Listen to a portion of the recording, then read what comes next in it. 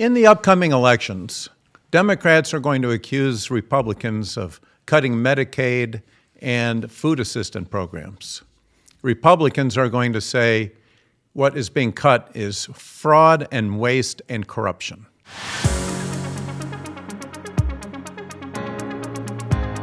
So with me today at NORC Discussions is State Senator Jim Runestad, Chairman of the Michigan Republican Party. Thank you for coming.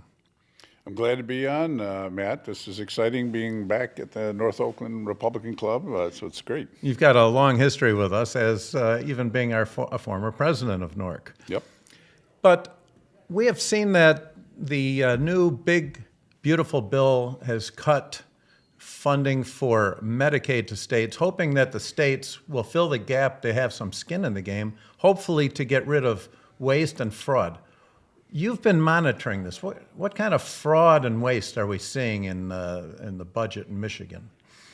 Well, to start with, there's these schemes that many of the states use where they put a tax on some of the benefits going to the hospitals, and then that gets paid by the feds, and then the hospitals and state gets to keep that money. It was never intended.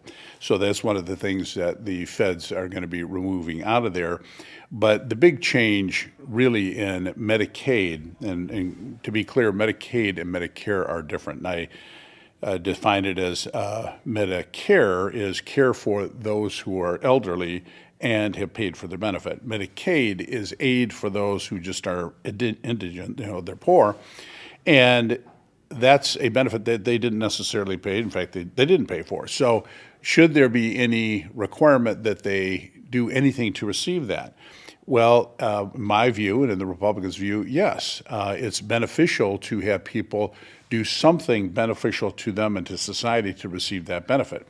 So what the Republicans have said is that if you are able-bodied, meaning that you don't have any hindrance to going out and working or doing public service or going to school, that you have to do for 80 hours a month, 20 hours a week, way less than an average person out there is working. For 20 hours a week, you need to go to school, a good thing, do some public service, a good thing, or do some work, a good thing. So these are things that benefit them. Also, these are people with no dependents.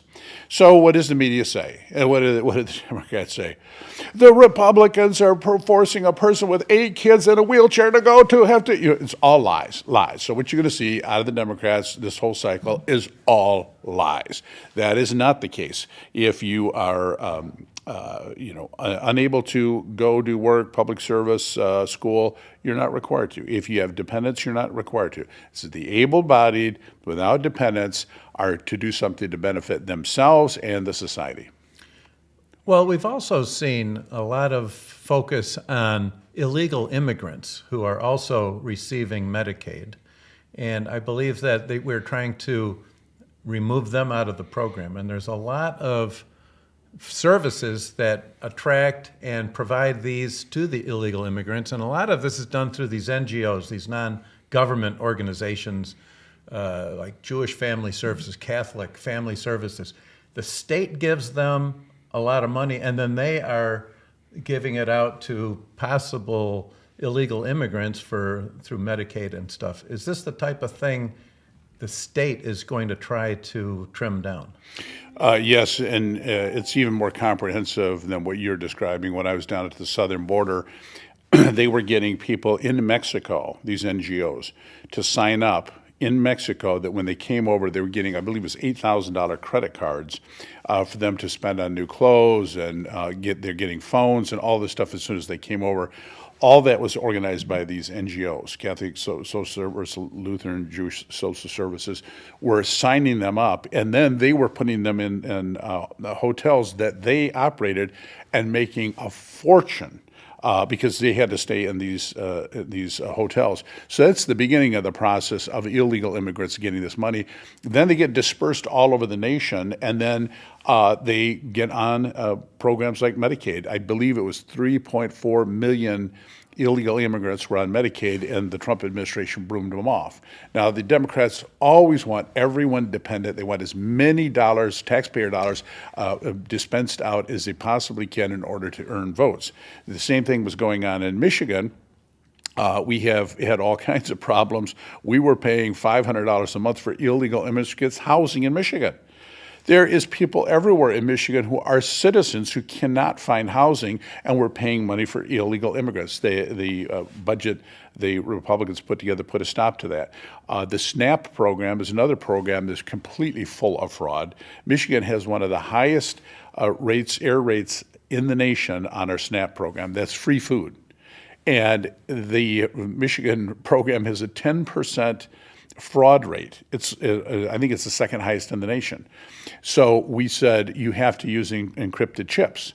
Well, almost every state and every bank and everybody uses encrypted chips, but the state of Michigan did not.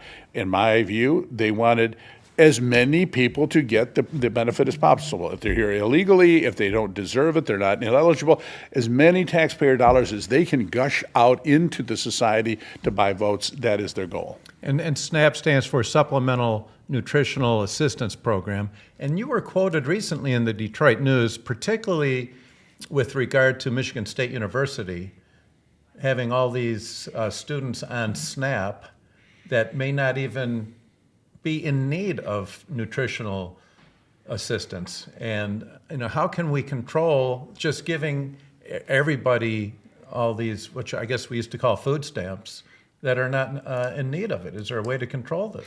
Oh, there was a bunch of changes in the budget put forward by the House last week. And I mean, some of the biggest changes I've seen in terms of stopping waste, fraud, and abuse.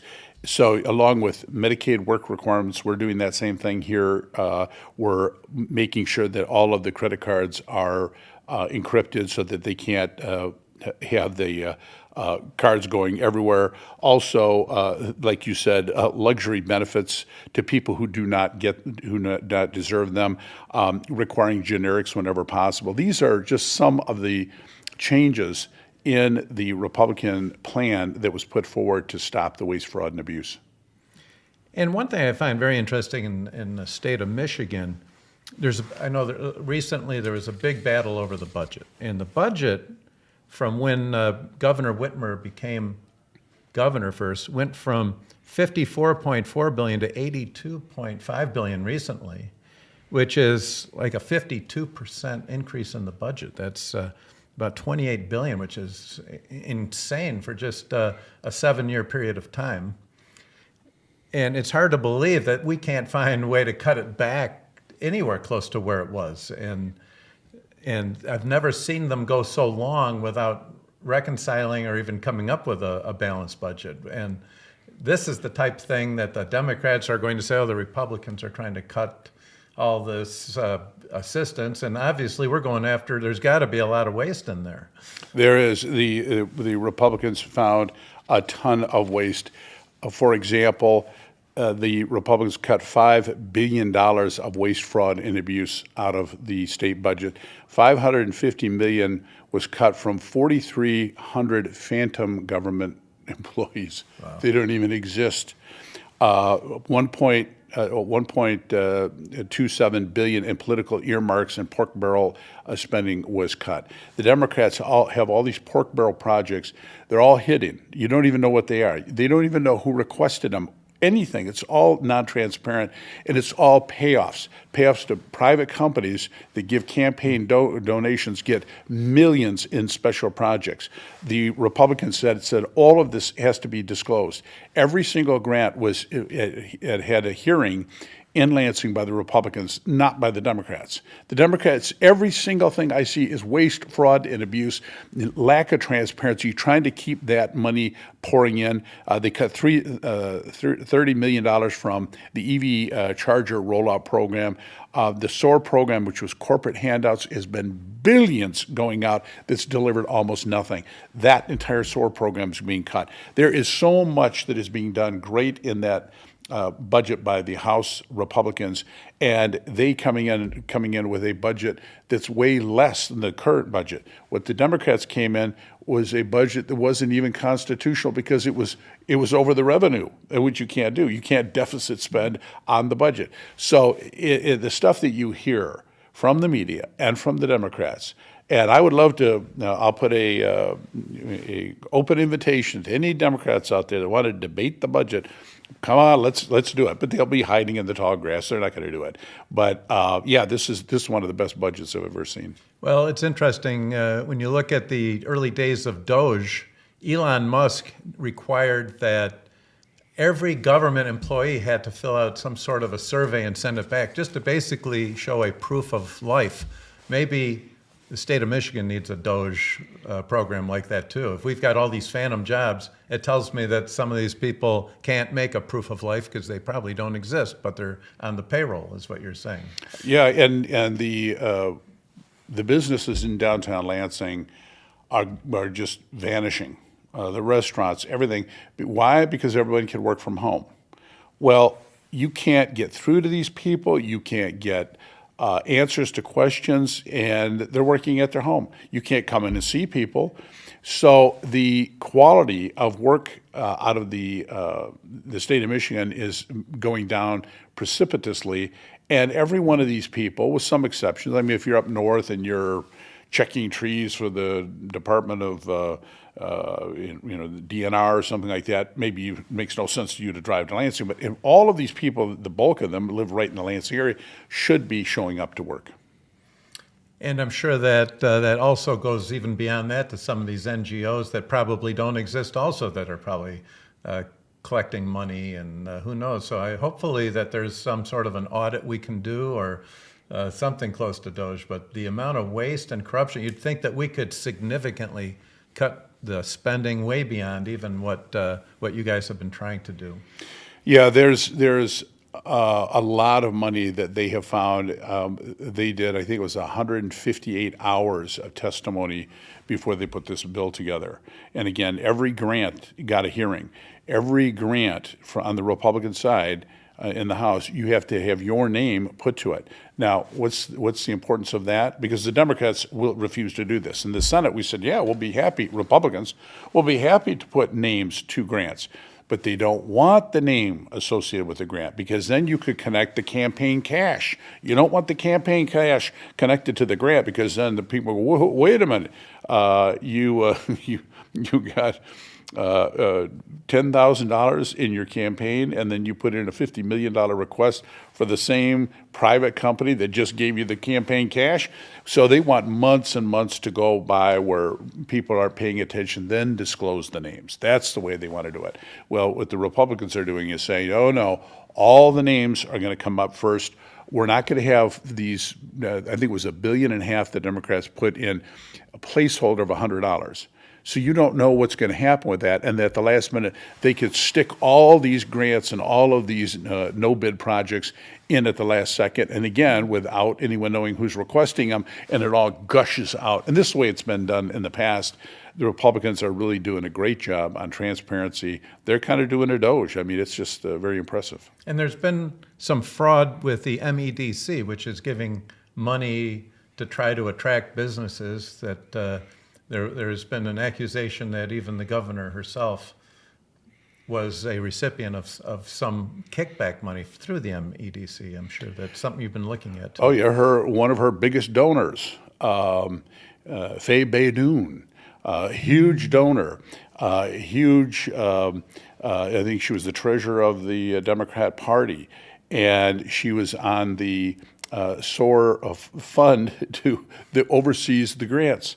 So good old Faye puts in, and Gretchen Whitmer signed off on it, I believe it was $20 million for a company that didn't exist. She had to wait to make sure to get the money, then put the company together, which she doesn't know anything about, and she starts blowing money all over the place. You probably, everyone in your listening audience heard about the $4,500 coffee maker. People are like, What could this possibly do for $4,500? She took $800,000 in salary, flew $11,000 first class to Hungary to, I guess, soiree, I don't know. So all of this money is being blown all over the place, and now it's being investigated by Nessel because this is the woman who sat on the oversight committee that received the money. She's the big campaign donor to Whitmer, who then signs off on all this money. It's corrupt to the absolute core. So this whole edifice has got to be changed. When I've attended the National Association of State Legislators, and I tell them, oh yeah, in Michigan, we can take campaign cash from a donor, put it in an appropriation with our name not on it, and for, say, millions and millions of dollars to a private company. They go, to a private company? It's all no transparency and you get campaign cash? They should go to jail in our states. Not in Michigan. Michigan's the least transparent state in the nation. The Republicans in the House are finally changing that, and the Democrats say, no, hide everything. Of course, their media handmaids are there. Yes, don't help our party, our Democrat party. Don't tell what they're doing. So that's what we're dealing with here in this budget cycle. Well, you as being a lawmaker and chairman of the party, hopefully we can make some changes to prevent this kind of corruption and make Michigan a much leaner and more competitive state. So hopefully as we go into these upcoming elections, we can counterbalance this narrative that is so false that the Democrats are giving, saying that Republicans are cutting benefits and Medicaid, when the reality is we're actually trying to increase those benefits and cutting back on the fraud and the abuse and the corruption and make people more accountable for their actions. And if you have any doubt that what you're saying is accurate, I have an open invitation to Curtis Hutel. He's my counterpart on the Democrat side. Let's sit down and let's debate this bill, this package that we have put together and what the Democrats are offering, which is out of balance, and without the media screening everything, being the handmaidens, the propaganda arm of the Democrat Party, where the people that actually see this, it would be great. Maybe we can get him on the show. What do you think? I think that's a great idea. We'll invite him and maybe the head of an equivalent Democrat organization to be the moderators and hosts, and we can have a good, fair discussion about this. Jim, thank you so much for joining NORC Discussions. Always a pleasure to have you. Oh, I enjoyed every minute of it. Thank you. Thank you.